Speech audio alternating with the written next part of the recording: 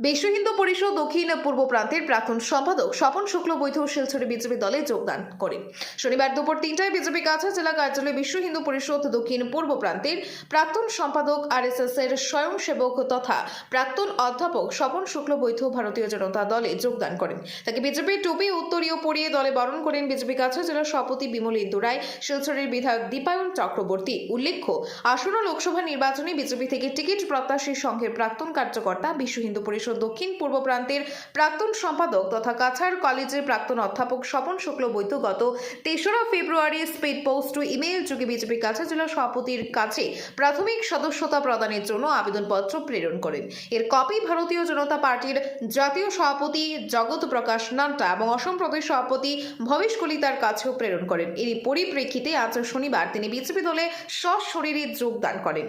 বিশ্ব হিন্দু পরিষদ দক্ষিণ পূর্ব প্রান্তের প্রাক্তন সম্পাদক স্বপন শুক্লবৈধ শিলচরে বিজেপি দলে যোগদান করেন।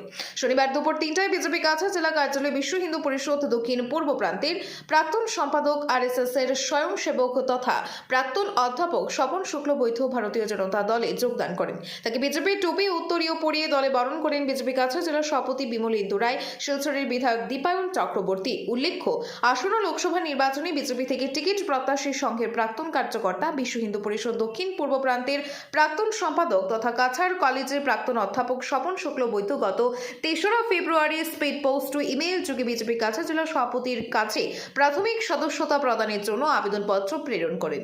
এর কপি ভারতীয় জনতা পার্টির জাতীয় সভাপতি জগৎ প্রকাশ নান্টা এবং অসম প্রদেশ সভাপতি ভবেশ কলিতার কাছেও প্রেরণ করেন। এরই পরিপ্রেক্ষিতে আজ শনিবার তিনি বিজেপি দলে সশরীরে যোগদান করেন।